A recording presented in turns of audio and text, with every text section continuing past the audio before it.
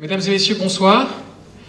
Bienvenue pour cette projection en avant-première d'un film qui va sortir tout bientôt dans nos salles, sauf erreur le 11 novembre, et d'accueillir pour la deuxième fois en fait sur la scène du Capitole un cinéaste qui pour nous est l'une des figures majeures à la fois du cinéma italien mais du cinéma tout court, qui nous revient avec un film qui a été présenté en compétition officielle au dernier festival de Venise, où il a reçu le prix de la critique internationale.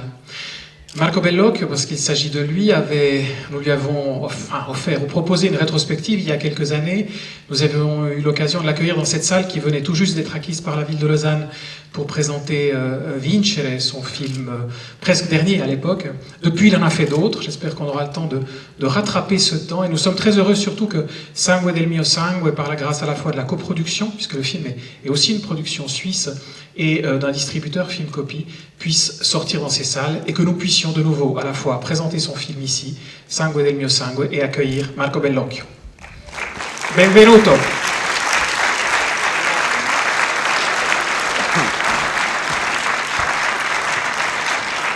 Benvenuto. Grazie.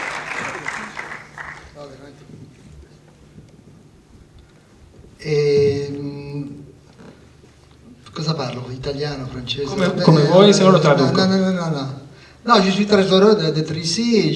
J'étais aussi à Genève, aussi à Neuchâtel. Et c'est un film que j'aime beaucoup. C'est un film petit, fait en grande liberté, dans la même village de Bobbio, dans lequel j'avais tourné mon premier film. Ils sont passés 50 ans pour les points dans les poches.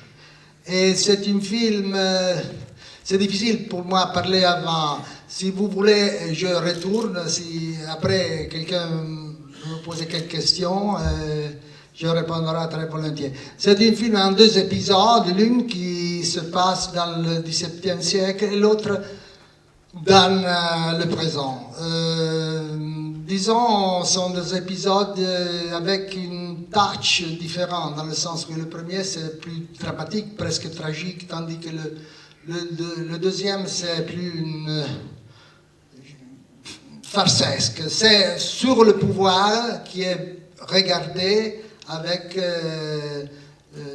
deux manières différentes. Mais les deux épisodes sont naturellement liés avec les mêmes interprètes et dans la même prison et dans le même village. Ecco.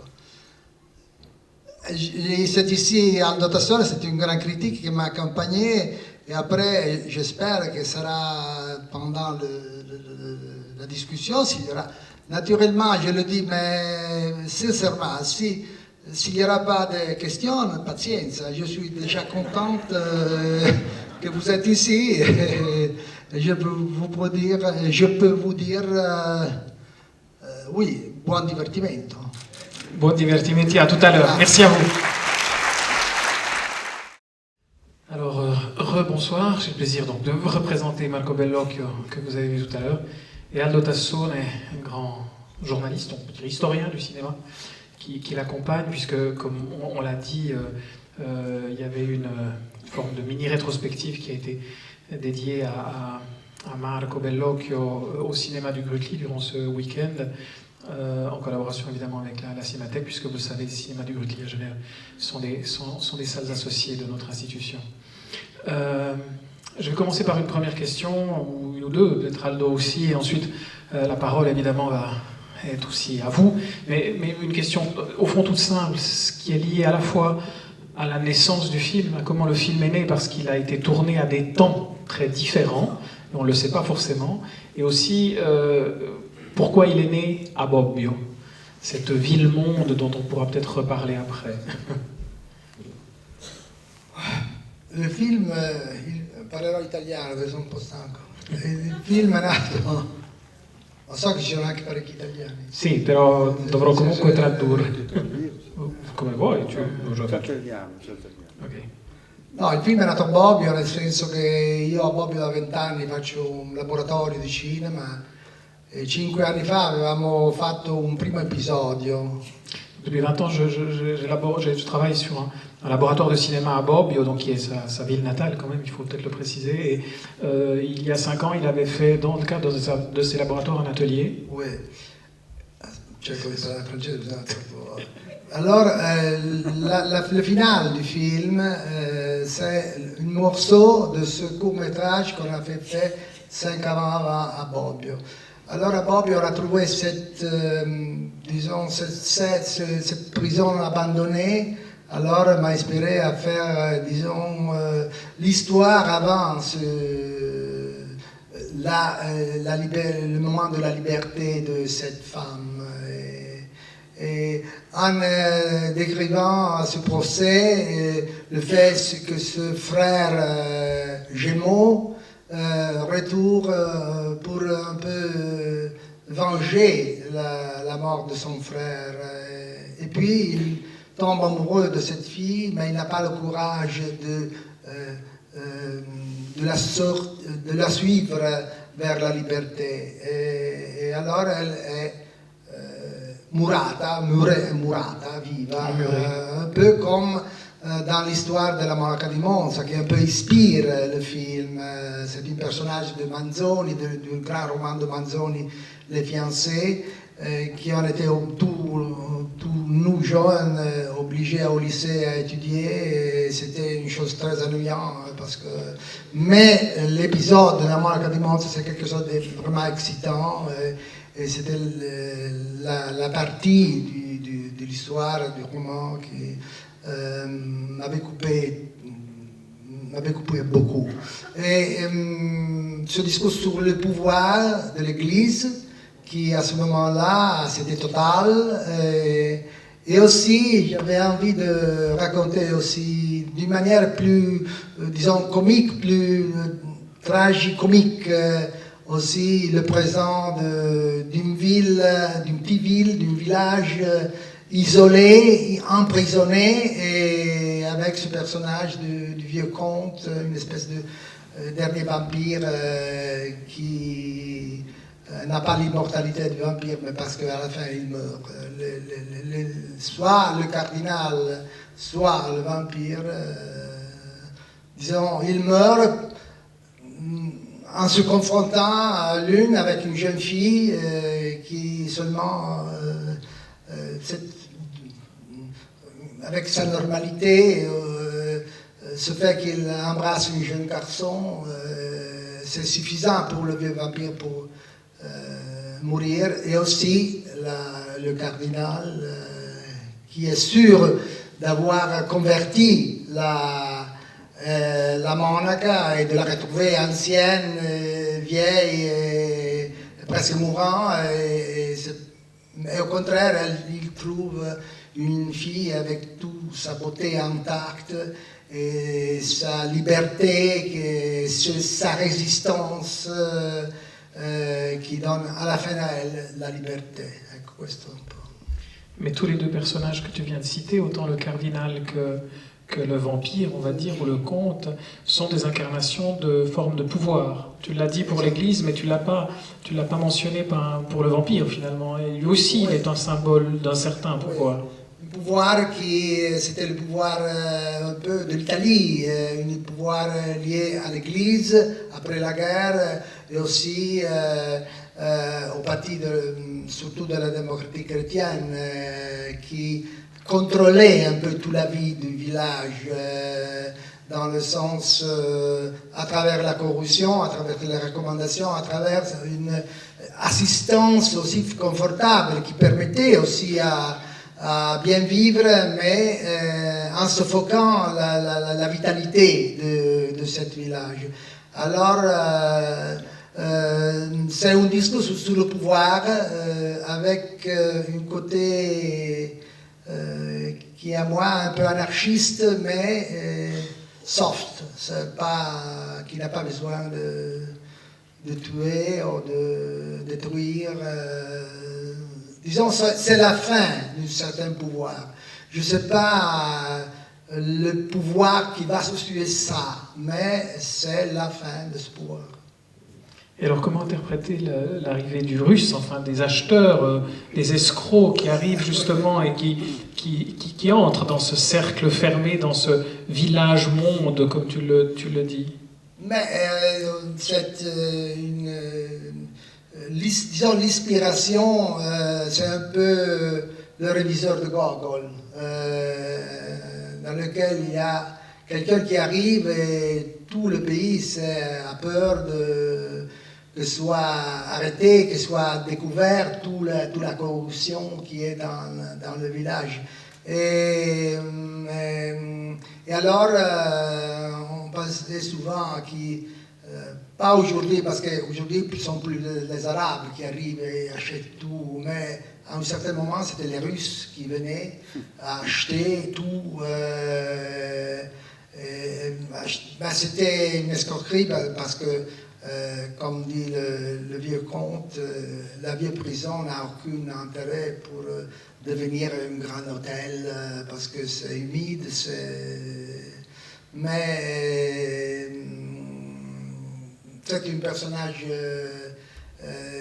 ridicule qui fait partie de la escroquerie du garçon qui se passe d'être une représentante de la région Emilia-Romagne, qui c'est une région, parce que dans cette, disons, dans ce système d'assistance et de contrôle et de corruption, n'est pas seulement impliqué la démocratie chrétienne, mais in certaines régions aussi le Parti communiste, qui ne s'appelle plus le Parti communiste, mais la gauche, disons. C'est un peu tout l'Italie qui... le commerce des invalides, qui est quelque chose qui... c'est un phénomène, je ne sais pas s'il existe aussi en Suisse, les fausses invalides, mais en Italie c'était diffusé pour un peu compenser une certaine pauvreté, c'est quelque chose qui existe beaucoup.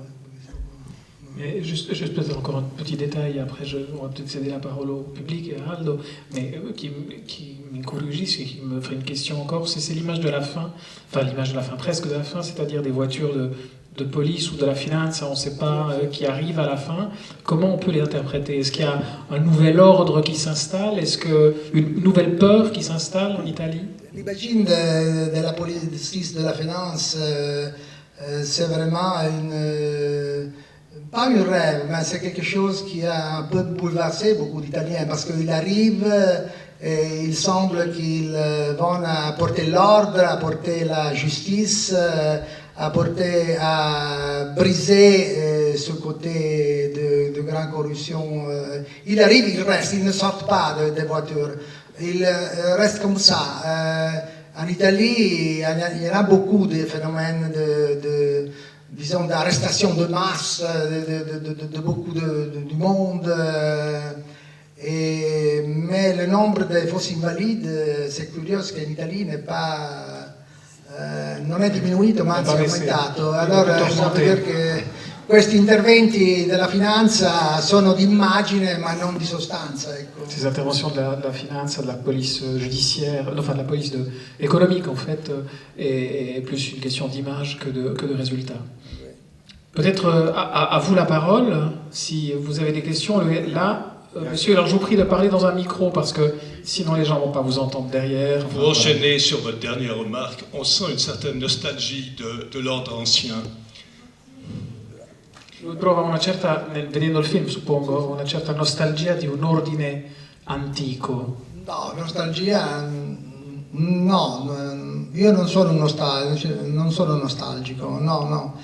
Certamente quello è il mondo della mia infanzia, della mia adolescenza, il paese in cui ho trascorso le mie vacanze, ho scoperto tante cose, ho imparato a nuotare, i primi rapporti sentimentali, questo sì. C'est pas la nostalgie d'un ordre ancien, c'est le souvenir de mon enfance, de mes premiers amours, de mes premières relations, de tout ce que j'ai vécu durant mon enfance.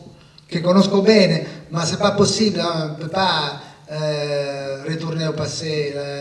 L'histoire ne se répète jamais. Alors, ma vie est dehors de ça. Alors, non, il n'y a pas de nostalgie. Oui, il y a de l'amour parce que j'aime ce pays, mais aujourd'hui c'est un pays complètement différent. Non, nostalgie. Mais le film, bonsoir et merci pour votre présence extraordinaire. J'ai écouté l'attention qu'il y avait dans le film, qui n'est pas simple, mais on voit très bien que ce réalisateur qui est le plus grand réalisateur italien actuel, un des meilleurs réalisateurs européens, il est inutile de confondre les idées, c'est ça. Et qui par hasard n'a pas reçu des prix à Venise ou à Cannes. Vaincre, c'est un film qui devait gagner le Festival de Cannes. Vincere, bon, on voit très bien que derrière cette fable qui raconte sur ce village où il a vécu et où il y a plein de souvenirs, il y a un peintre, il y a l'œil de peintre, d'ailleurs il a toujours secrètement, c'est un peintre, et il y a une culture formidable, et dans la résurrection de cette jeune fille magnifique, c'est un plan qui plairait beaucoup à Louise Buñuel, il y a une culture du surréalisme formidable, et tout le film est un appel à la libération. Tout le film est un appel à la libération. C'est vite dit. J'attends une autre question. Là-haut, tout en haut. Désolé, on a un seul micro qui circule.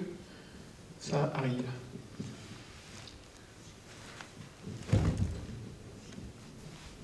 Bonsoir. Moi j'ai une question d'ordre technique.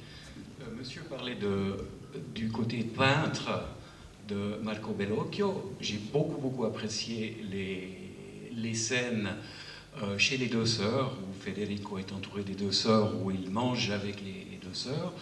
Et puis la petite question que j'avais, il y a beaucoup de bougies. Alors est-ce que c'est filmé dans une lumière de bougies uniquement, ou est-ce qu'il y a également un éclairage supplémentaire? Non, il y a un éclairage supplémentaire, mais très peu de lumière, oui, sûrement. Alors, il me semblait travailler sur les contrastes, je travaille avec un grand directeur de la photographie qui est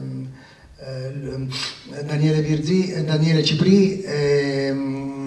Il est aussi un grand metteur en scène. Alors on a travaillé avec, disons, un expressionnisme, mais pas blanc et noir, mais aussi avec des couleurs assez expressives. Et oui, on a travaillé avec très peu de lumière, mais il y avait la lumière artificielle. Mais on essaye toujours de rester disons, à la limite, parce que aussi il digitale ha bisogno di luce, autrement on ne voit rien. Mais on a travaillé avec peu de lumière, très peu de lumière. Autre question, s'il vous plaît. Peut-être un titre sur... Ah, là, tout là-haut. Là, il y en a deux. Enfin, une là et... Ah, monsieur ici d'abord, et puis après vous derrière.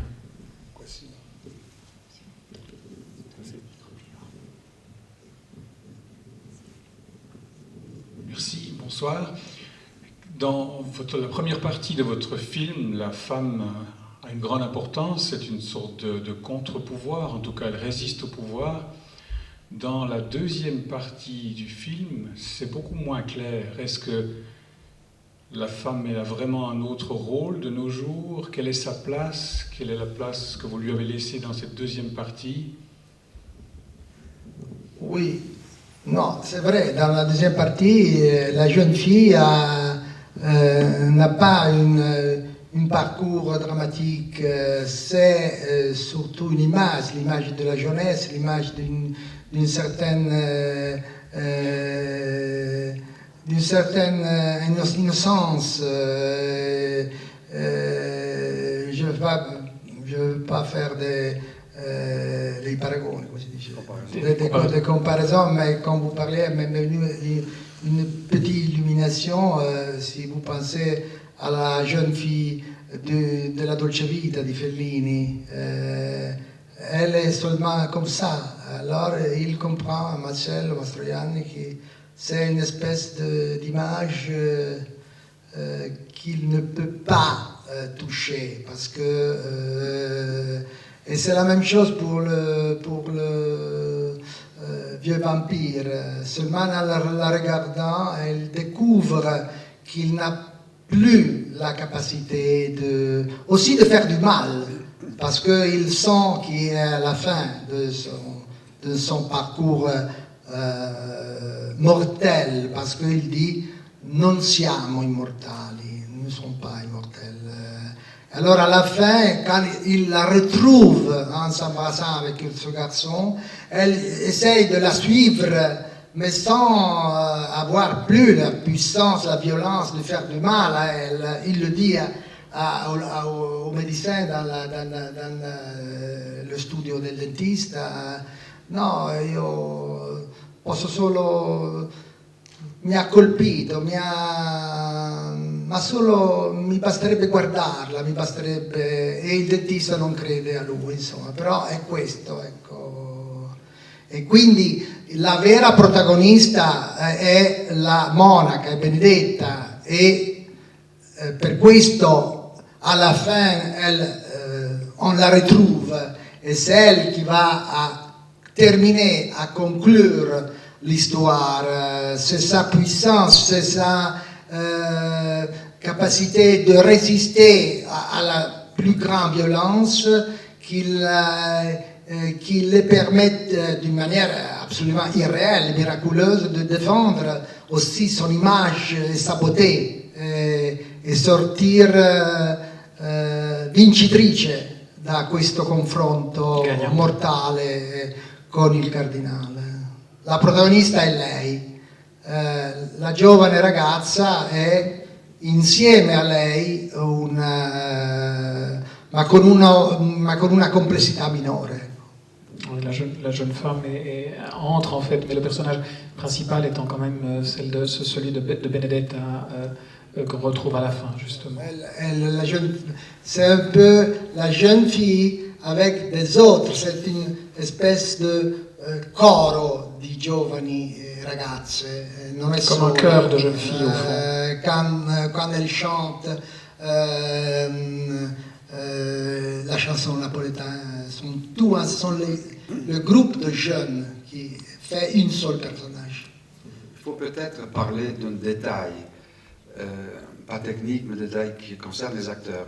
Le cardinal, à la fin, d'ailleurs, vous avez trouvé une certaine ressemblance avec le réalisateur, et Bellocchio a choisi son frère majeur, incarné le cardinal, oui, et qui a une expression de vaincu, de terrorisé. Et le protagoniste des deux frères de la partie numéro 1, c'est son fils, Pier Giorgio, qui est traité comme Caravaggio traite certains visages. Voilà, dans la pénombre. D'ailleurs, Bellocchio, c'est un réalisateur de la pénombre. Si vous notez bien, pas seulement dans ce film. Il y avait une question là-haut, oui. Un petit peu plus haut, enfin, là-haut. Bonsoir, tout d'accord. Merci d'être ici parce que j'ai vraiment été bluffé par ce film, comme tant d'autres, notamment Le poing dans les poches, qui reste plutôt un poing dans la gueule pour moi, Vincere. Et j'ai l'impression du souvenir que j'ai de vos films, c'est que ce qui vous travaille, c'est la folie, c'est la perversion, c'est ce pouvoir. Et j'aimerais que vous en parliez un peu plus, pas seulement peut-être dans vos films, mais puisque je vous ai en face de moi. Merci. Mais c'est très difficile de répondre. Votre question est très complexe. Mais perversion, folie et pouvoir stanno insieme. Il y a dans le pouvoir, dans la gestion, dans la défense du pouvoir, quelque chose qui est d'une violence extrême, et la violence, c'est lié à la folie. C'est-à-dire, je n'ai pas une idée romantique de la folie. Le folle, pour moi, c'est une rebelle, mais qui a failli sa rébellion. Dans toute ma vie, quand on parle toujours, il faut changer. Aussi dans La Cina Vicina il y a le protagoniste qui dit io voglio cambiare, mais je crois vraiment, et c'est l'histoire de ma vie, essayer toujours je suis jamais satisfait de moi-même, pour changer, c'est-à-dire pas pour être plus bon, plus humain, être plus riche, avoir une attitude d'affectivité plus grande vers les autres, vers la femme, vers les gens qui vivent avec moi. Alors, pouvoir, perversion, folie, on peut les conjuguer dans la même manière. Je répète parce que j'étais un peu éduqué à le romantisme de la folie. Il y a eu des grands génies, des grands artistes vraiment fous, vraiment folles, pazzi. Mais c'est quelque chose que, peut-être parce que j'ai vécu beaucoup dans la folie, dans ma famille, dans mon expérience, c'est quelque chose que je n'aime pas. Je respecte naturellement parce que c'est quelque chose d'une complexité absolue, mais non mi piace. Et comment on doit interpréter alors le personnage incarné par Filippo Timi, C'est un bouffon, et le fou qui apparaît dans le film, justement, oui. par rapport à ce que tu viens de dire. Oui. Mais Filippo Timi, c'est un grand acteur, c'est quelqu'un qui joue avec la folie, et il a, dans mon intention, il devrait être un personnage comique et qui synthétise un peu toute la corruption qui existe dans le pays, en disant je suis fou, mais j'étais obligé par une médecin à être autre chose. C'est quelqu'un qui n'est pas regardé avec beaucoup de sympathie, oui, mais pour la manière dans laquelle il joue, n'est pas. Et puis, devrait être une partie comique du film.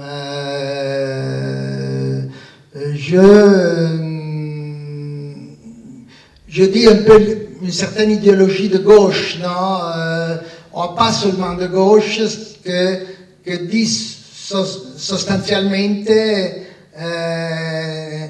noi siamo pazzi, dobbiamo accettare la nostra pazzia. Questo è, nous sommes fous, nous devons accepter notre dobbiamo folie. accettarla. Questo a me non mi va bene.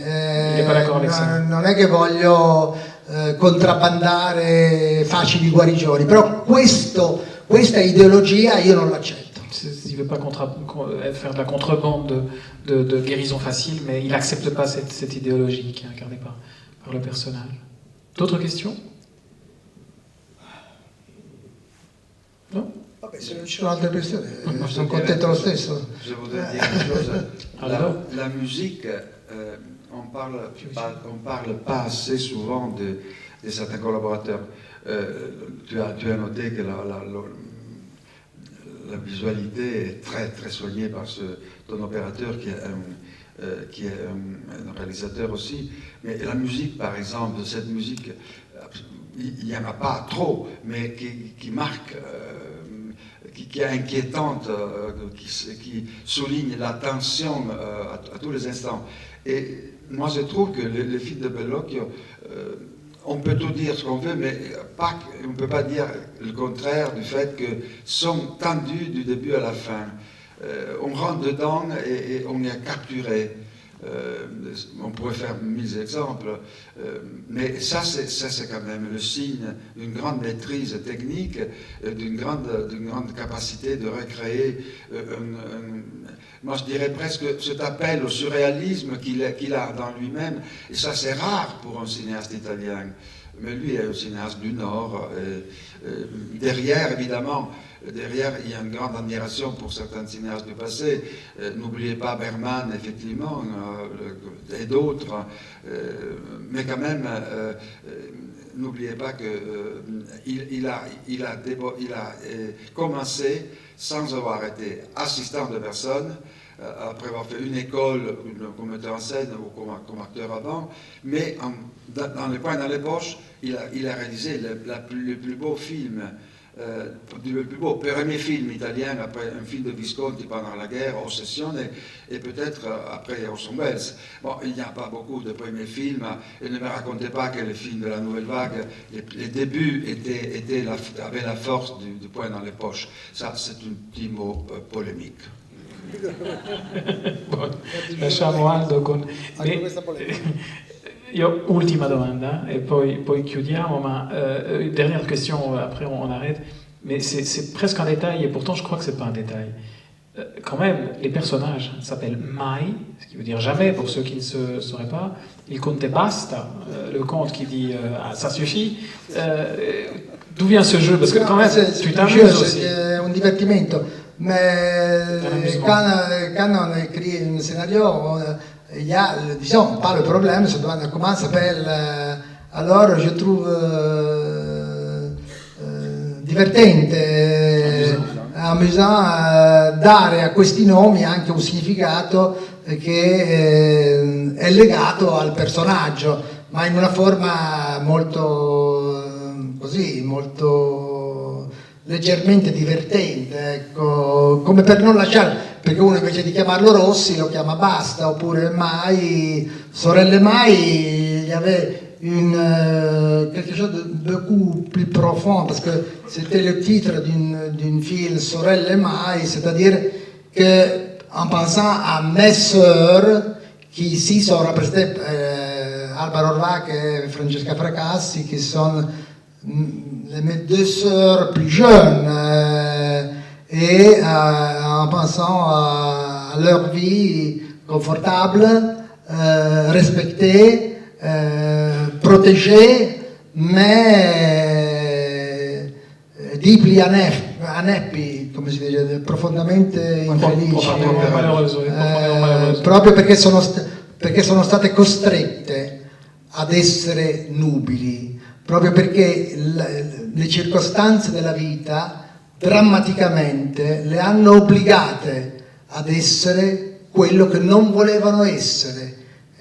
Parce que les circonstances de la vie les ont obligées à être ce qu'elles ne voulaient pas être, c'est-à-dire ne pas se marier. Cioè non sposate, quindi non conoscere né sentimento né sesso. Ne pas connaître ni sentiment ni sexe. Questa è stata, io non ne ho colpa perché io sono più giovane di loro, però quel nome Mai ha un significato. Ce nom jamais a vraiment une signification. Il n'en a pas la responsabilité parce qu'il était le plus jeune dans la famille, mais enfin,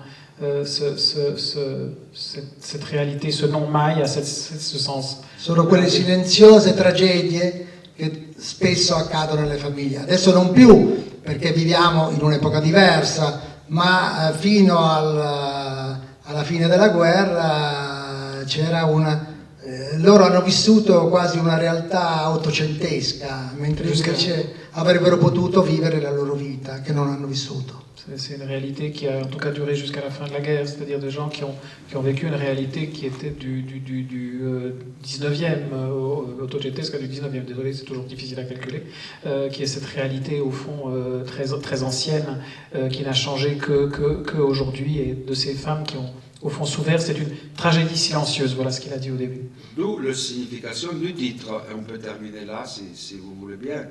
Sangue del mio sangue, parce qu'il n'a pas dit là ce sont mes sœurs, mon frère, mon fils, etc.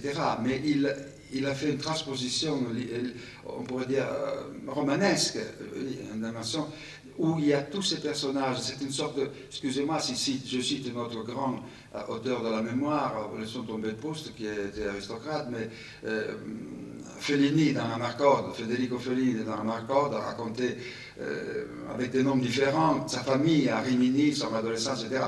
Et Marco ici, d'une façon voilée, avec une grande mélancolie et une grande puissance imaginative, à raconter des morceaux de ses souvenirs, de sa famille. Et ce qu'il a dit maintenant, je ne lui ai jamais entendu dire, par exemple, c'est une première ici ce soir, qu'il parle de ses sœurs, qu'il parle de ses sœurs avec cette